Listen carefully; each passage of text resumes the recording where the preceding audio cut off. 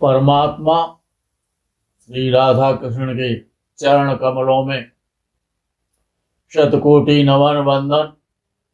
मित्रों को, जिज्ञासुओं को, धर्म प्रेमियों को, ज्योतिष विज्ञान प्रेमियों को हर हर महादेव, बम बम भोले, नमः शिवाय। मित्रों, हर आदमी धन कमाना चाहता है और धन के जो स्रोत हैं वो घर से निकलने के बाद ही उत्पन्न होते हैं। धन कमाने के लिए व्यक्ति एक जिले से दूसरे जिले में भी जाता है, उसको भी बाहर का पैसा मानते हैं, बाहर से धन कमा के ला रहा है। दिल्ली का व्यक्ति बॉम्बे में जा रहा है, बॉम्बे का दिल्ली में जा रहा है। घर से बाहर जाकर के धन कमाया जाता है। तमिलनाडु का उत्तर प्रदेश में आ रहा है, पंजाब का तमिलनाडु जा रहा है। तो धन कमाने के लिए देश में भी अन्य प्रदेशों में व्यक्ति जाते हैं, धन कमाते हैं, आगे बढ़ना चाहते हैं। उसमें कुछ लोग विदेश में भी जाते हैं, विदेश के भारत में आते हैं, और इंडियंस विदेश जाते हैं, ऐसा नहीं। जब ज्योतिष शास्त्र का निर्माण हुआ था तब एरोप्लेन इत्यादि की, शिप इत्यादि की सुविधाएं नहीं हुआ करती थी। आज का जो समय है वो उस समय का समय नहीं था।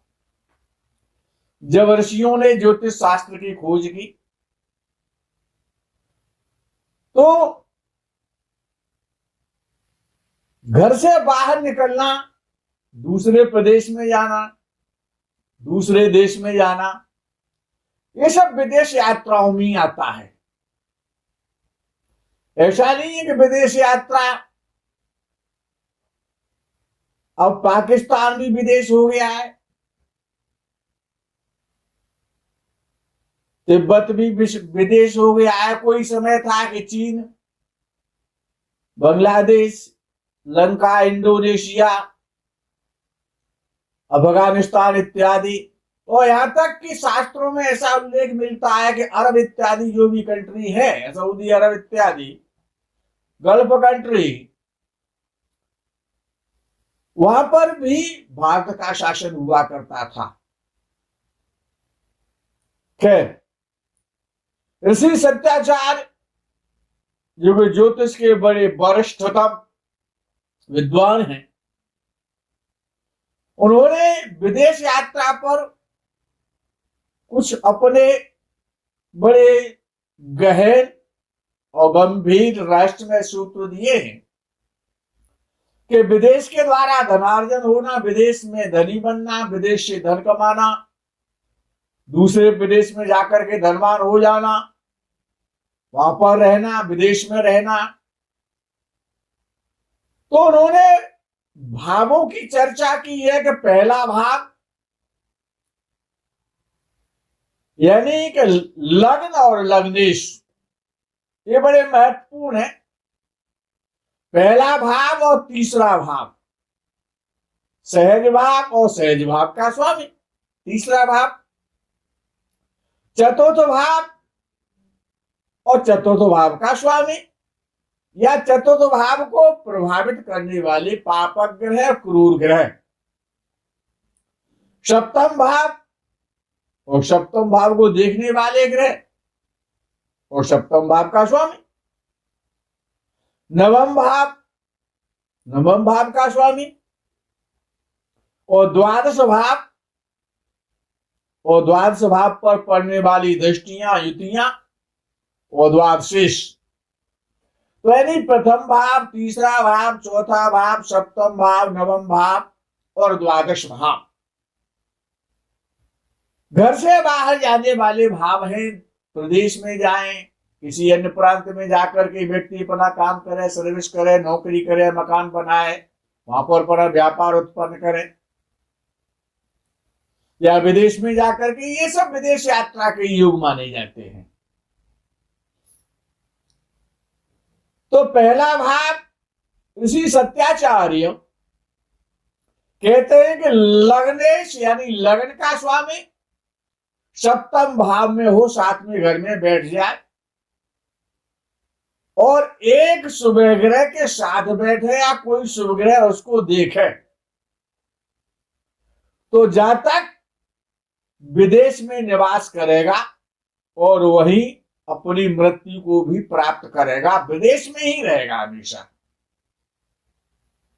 तीसरा भाव,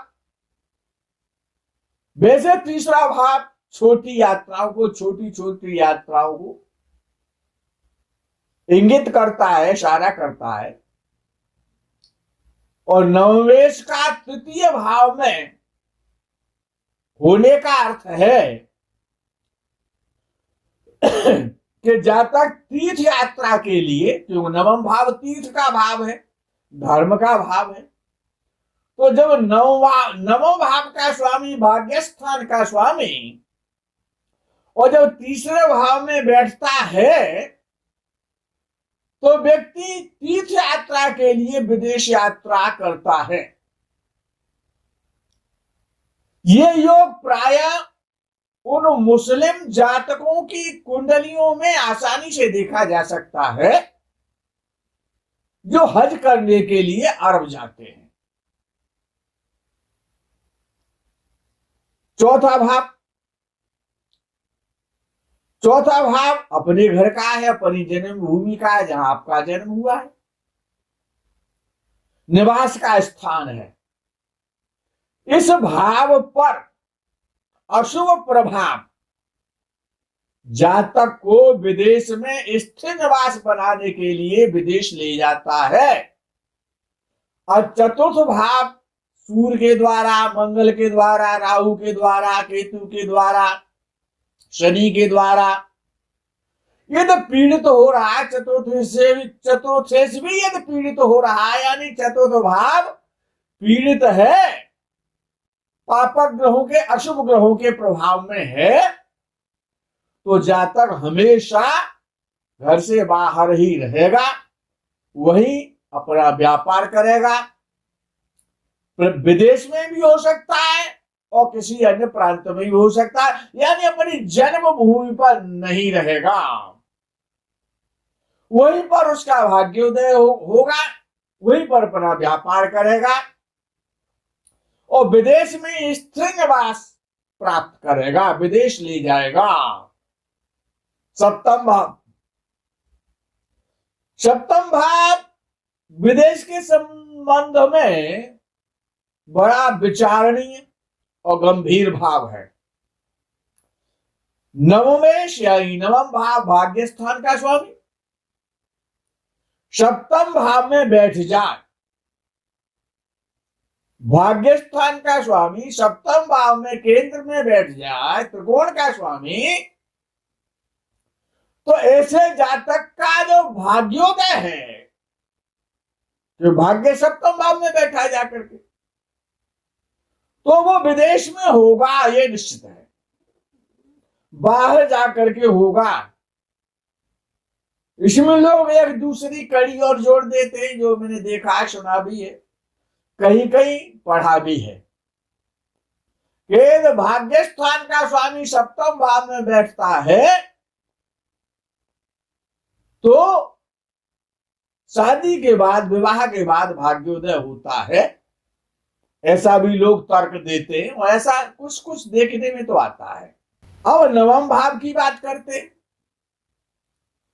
तो नवम भाव लंबी लंबी यात्राओं का, बड़ी यात्राओं का, यानी प्योर विदेश से लंबी यात्रा, तो प्योर विदेश, या ये भी हो सकता है कुछ समय पहले कश्मीर के लोग इंडिया को विदेश माना करते थे,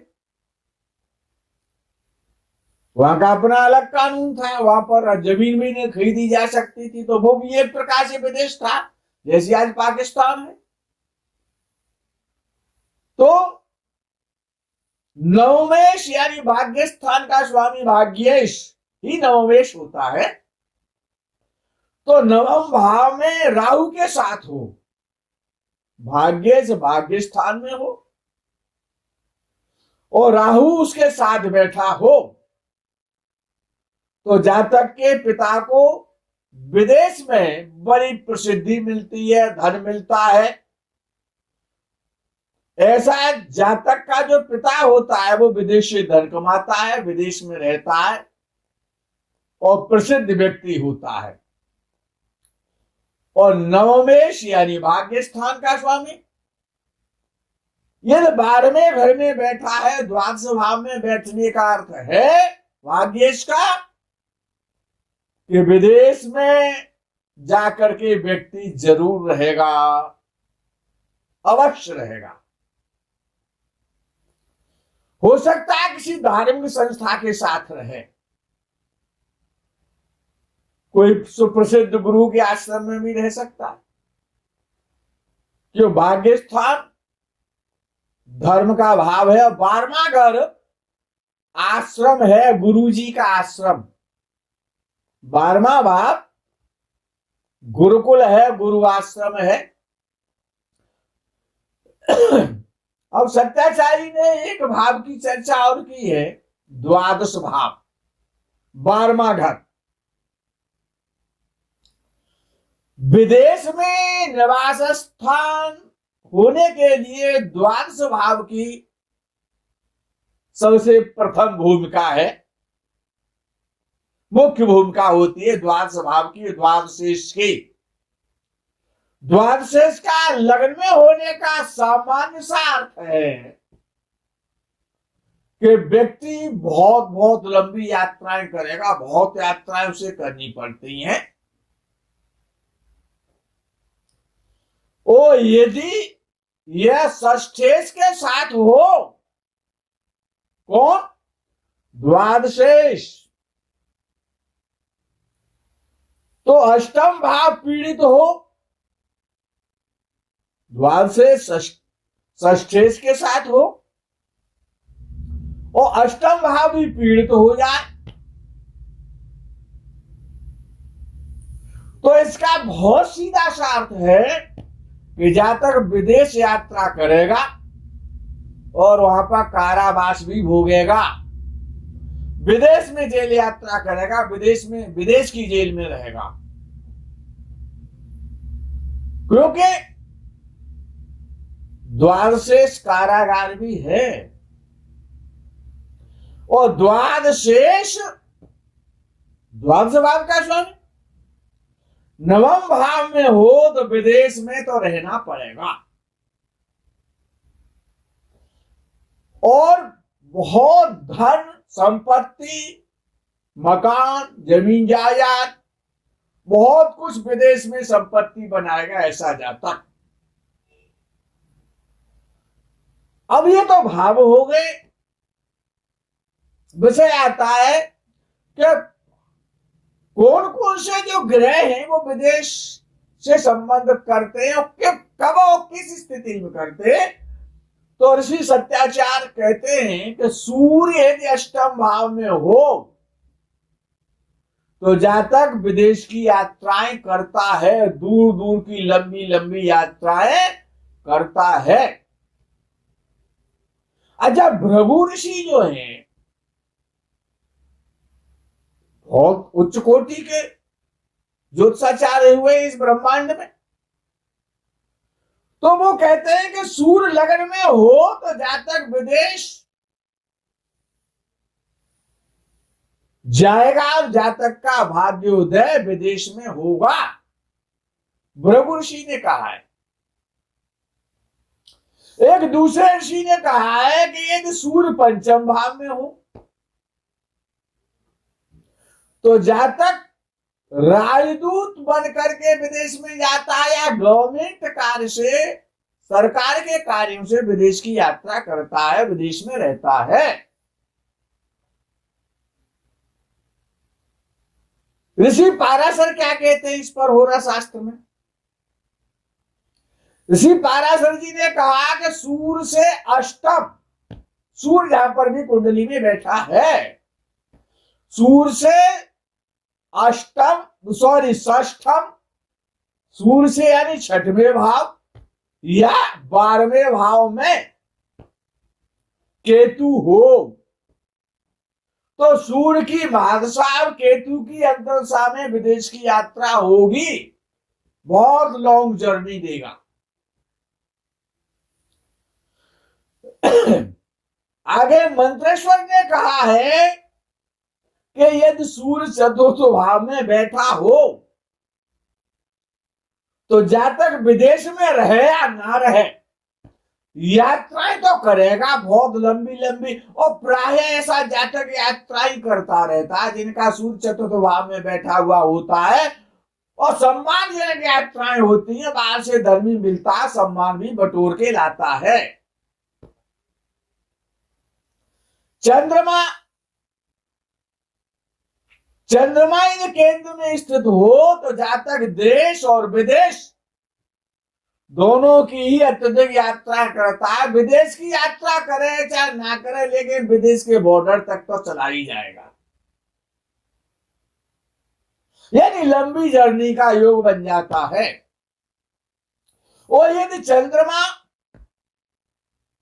कर्क या मीन राशि का हो, चंद्रमा का कुंडली में कर्क या मीन राशि में बैठने का सीधा सा अर्थ होता है कि विदेश यात्रा होगी, विदेश यात्रा कराएगा। चंद्रमा का याद रखना मित्रों, चंद्रमा का द्वादश भाव, अष्टम भाव या नवम भाव में, विशेषकर द्वादश भाव में उच्च का होना विदेश में स्थायी निवास देगा, संपत्ति देगा, सम्मान देगा, बहुत बड़ा आदमी बना देगा विदेश में ले जाकर के। लेकिन उच्च का हो, द्वादश भाव में हो, अष्टम भाव में हो, नवम भाव में हो, और अंत में यह कहा गया कि विशेष रूप से द्वादश भाव में उच्च राशि का चंद्रमा हो तो विदेश में निवास व्यक्ति को मिलता है, आराम से सुख से जीवन यापन करता है। पाराशर जी के मतानुसार चंद्रमा का, यानी कि ये कह दो कि शुक्र से चंद्रमा अष्टम भाव में हो, षष्ठ भाव में हो, किससे? शुक्र से। ये धनवान होने के और विदेश से व्यापार करने के, विदेश में रहने के योग हैं। शुक्र से षष्ठ भाव, अष्टम भाव और द्वादश भाव में यदि चंद्रमा है शुक्र से, तो विदेश यात्रा होगी, विदेश गमन होगा, धन मिलेगा, बाहर से धन मिलेगा, विदेश से धन मिलेगा। चंद्रमा प्रेम विवाह और विदेश यात्रा देता है कब? यदि एकादश भाव में बैठे तब। यदि चंद्रमा उच्च राशि का है, एकादश भाव में बैठा है, या कर्क राशि का है, शुक्ल पक्ष का है, एकादश भाव में बैठा हुआ है, तो प्रेम विवाह, प्रेम की तरफ अग्रसर करता है, प्रेम कराता है और विदेश यात्रा भी कराता है जीवन में। अच्छा, एक विद्वान ने तो ये कहा कि मेष राशि का शुक्र विदेश यात्रा देता है, उन्होंने और कुछ कहा ही नहीं। उन्होंने कहा कि मेष राशि में शुक्र है तो विदेश यात्रा होगी। शुक्र छठवें भाव में यदि है तो जातक लंबी यात्रा करेगा या विदेश की यात्रा जरूर करेगा, लेकिन वहां पर धन हानि करके आएगा, संपत्ति चोरी हो जाएगी, जेब भी कट सकती है। अब तो खैर डिजिटल जमाना आ गया है। और सप्तम भाव में शुक्र बैठा हुआ है तो बहुत सुंदर स्त्री से, पतिव्रता स्त्री से विवाह होगा। और जातक अगर विदेश यात्रा का तो योग बनता है, वैसे यदि विदेश यात्रा नहीं भी कर पाया तो पूरे इंडिया की यात्रा तो कर ही लेगा। अब एक बहुत इंपॉर्टेंट पॉइंट आता है कि मंगल और शुक्र की युति और शनि और शुक्र की युति, ये दोनों युतियां विदेश यात्रा की युतियां हैं, बहुत लंबी लंबी यात्राओं की युतियां हैं। और श्री श्री 108 श्रीमान श्री राहु देव जी का नंबर आता है कि उनका विदेश यात्रा में धन संपत्ति में विदेश से क्या रोल है। अच्छा, एक तो स्वयं ही विदेशियों के कारक हैं। ये तो हमारे जो राहु देव हैं वो एक तो स्वयं ही विदेश के कारक हैं। वो इंडियन है ही नहीं, एंग्लो इंडियन भी नहीं है, प्योर फॉरेनर है। और राहु जितनी भी समस्त विदेशी इंपोर्ट होता है हमारे यहां, चाहे वो चाइना से, यूएस से हो, रसिया से हो, फ्रांस से हो, जापान से हो, ऑस्ट्रेलिया से हो, अमेरिका से हो, कहीं से भी हो, जर्मन से हो, कहीं से भी हो, जो भी विदेशी चीजें हैं, याद रखना, जो भी भारत आती है इंपोर्ट होकर के, जो इंपोर्टेड है, उन सभी विदेशी चीजों का कारक केवल विशेष वरिष्ठ और राहुदेव है। समस्त विदेशी चीजों के कारक राहुदेव है। और राहु की दशा में प्रवर्तन, विवाह, विदेशियों अजय विवाह के भी बड़े इच्छुक रहते हैं। जहां तक विवाह बड़े आसानी से करा देते हैं। कोई कराया ना कराए, लेकिन राहु विवाह में बड़ा रोल अदा करता है। और जितने भी ये प्रेम प्रसंग चलते हैं ना, इंडियन का विदेश से और फॉरेनर का और इंडियन से, ये सब राहु की बड़ी कृपा है इस पर। विदेशियों से संपर्क, विदेश और स्थान का परिवर्तन, बार बार स्थान का परिवर्तन और विवाह, इसमें राहु का विशेष रोल है, विशेष भूमिका है। सप्तम भाव, अष्टम भाव, नवम भाव, द्वादश भाव में अगर राहु बैठा हुआ है, क्या सप्तम भाव, अष्टम भाव, नवम भाव, द्वादश भाव, तो ये विदेश यात्रा भी कराएगा, विदेश से धन भी दिलवाएगा, विदेश से यात्रा भी कराएगा, विदेश जाएगा भी, विदेश से संबंध भी कराएगा, विदेश से धन संपत्ति दिलवाएगा, किसी भी प्रकार से दिलवाएगा, विदेश से दिलवाएगा। ये उसकी ड्यूटी लग गई। कब? जब राहु लग्न में बैठ जाए, सप्तम बैठ जाए, द्वादश भाव में बैठ जाए, तो विदेश यात्रा, विदेशी व्यक्तियों से संपर्क, विदेश से धन मिलेगा, उसे कोई रोकने वाला नहीं है। और राहु की महादशा चल रही हो, इस स्थान में कहीं राहु बैठा हुआ हो, राहु की दशा बृहस्पति का अंतर्दशा चल रही हो, तो विदेश यात्रा होगी, विदेश यात्रा होगी। अगर विदेश यात्रा नहीं तो बहुत लंबी यात्रा होगी। यदि बृहस्पति उच्च राशि का है तो पश्चिमी देशों में ले जाएगा, वेस्टर्न कंट्री में ले जाएगा। अच्छा, बुध जो है प्योर इंडियन है, एंग्लो इंडियन भी नहीं है, प्योर इंडियन है वो, ऐसा ज्योतिष शास्त्र मानता है कि चतुर्थ भाव में यदि बुध बैठा हुआ है, ऐसा व्यक्ति अपना घर बार बार नहीं बदलेगा, तो घर से यात्राएं बहुत करता है, दौड़ता ही रहता, भागता ही रहता है, या घर बहुत बार बदलना पड़ता है।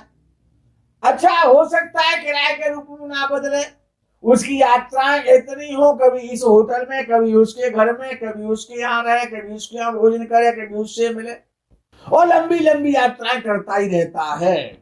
बुध यदि चर राशि में हो या दुष्स्वभाव राशि में हो, तो ये परिणाम अधिक सटीक हो जाते हैं। दशम भाव में स्थित बुध, चतुर्थ भाव में स्थित चंद्रमा हो, तो विदेश यात्राएं होंगी, ऐसा ज्योतिष शास्त्र कहता है। लग्नेश से द्वादश भाव में, लग्नेश जहां बैठा है, लग्नेश से द्वादश भाव में यदि बुध बैठा हुआ है तो विदेश जाएगा। जहां लग्न से द्वादशेष बैठा हो, जहां लग्न से द्वादश भाव का स्वामी द्वादशेष बैठा हो, उस द्वादशेष से बैठे हुए द्वादशेष से द्वादश भाव में उच्च का बुध बैठा है अथवा कोई उच्च का ग्रह बैठा है या मित्र घर में बैठा हुआ है, तो जातक अपनी जन्मभूमि पर ही रहता है। मित्रों, बहुत सारे योग हैं, ऐसा नहीं है कि अष्टम भाव नहीं है, अष्टम भाव भी इसमें आता है। विषय बहुत बड़ा है, बहुत बड़ा टॉपिक है, ये सामान्य विषय नहीं है। विदेश से धन मिलेगा, विदेश में निवास होगा, सम्मान के साथ होगा, ये बहुत बड़ा विषय है। आज के इस कार्यक्रम में विदेश यात्रा, विदेश से धनवान होने के इस एपिसोड में यही विराम करते हैं। अभिवादन। हर हर महादेव, बम बम भोले, नमः शिवाय। जय गौ माता दी।